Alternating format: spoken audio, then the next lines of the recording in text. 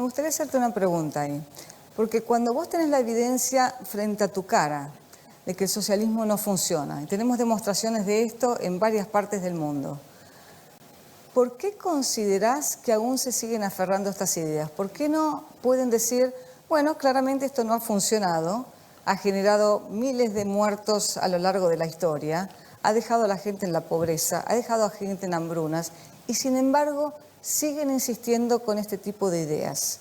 ¿Por qué pensás que esto ocurre? Porque es una enfermedad del alma peor que el peor de los cánceres. El socialismo es el peor de todos los cánceres y es peor aún porque es una enfermedad del alma. A ver, el socialismo cuando se lo aplicó de forma pura fue un fracaso en lo económico, en lo social, en lo cultural. Mataron a 150 millones de seres humanos. Es decir, hambriaron gente y mataron gente. O sea, son lo peor que ha pasado por la humanidad.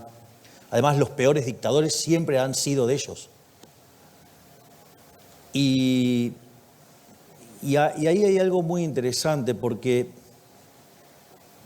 a ver, Marx, esto lo cuenta el prócer Alberto Benes Galinchijo, dice, Marx no publica el segundo libro porque se había publicado el libro de Menger, Principios de Economía y Política, y digamos, Menger destruye la teoría del valor trabajo, entonces, o sea, no tenía ningún sentido, digamos, continuar con el capital, porque, digamos, se había resuelto el problema de la teoría del valor. No solo eso, sino que después Eugene von Baberg escribe la conclusión del sistema marxiano y lo aniquila, literalmente lo aniquila, por lo tanto ya estaba refutado también desde la teoría económica. A pesar de eso siguieron adelante con esa estúpida idea y cuando la implementaron hicieron un verdadero desastre. Entonces la pregunta es, frente a esa evidencia empírica, frente a haber sido derrotados en la teoría y haber sido derrotados en la evidencia, digo, ¿por qué? La pregunta es ¿por qué? Esto a mí me ayudó mucho, digamos, a entender también esta batalla filosófica, digo, cómo de tratar de llevarla hasta el límite, y ahí yo me encontré que el último escalón de esta pelea es la teoría del valor. Entonces, pero vos decís, ¿pero cómo? Si la teoría del valor trabajo fue refutada. Y ahí es donde te permite dar el salto siguiente. Porque ellos necesitan de la teoría del valor trabajo. Porque ellos necesitan abrazar la teoría de la explotación de Rodbertus, después perfeccionada por Marx en la plusvalía. Entonces, en ese contexto, la pregunta es, pero no funciona, ¿pero por qué entonces quedás abrazado a esto? Porque es lo que está detrás de la teoría de la explotación de Rodbertus y qué es lo que no pueden confesar. Porque confesarlo implicaría dejar de manifiesto que son seres despreciables. Porque lo que está detrás de esa teoría de la explotación es la envidia, el odio, el resentimiento, el trato desigual frente a la ley y, si es necesario, hasta el asesinato.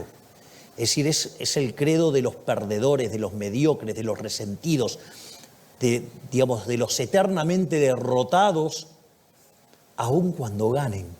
Porque una persona que tiene todos esos valores, todo el mundo no le va a servir para ser feliz porque va a seguir siendo una basura. Y entonces no pueden salir de ese mundo, porque salir de ese mundo deberían admitir lo que son como seres humanos.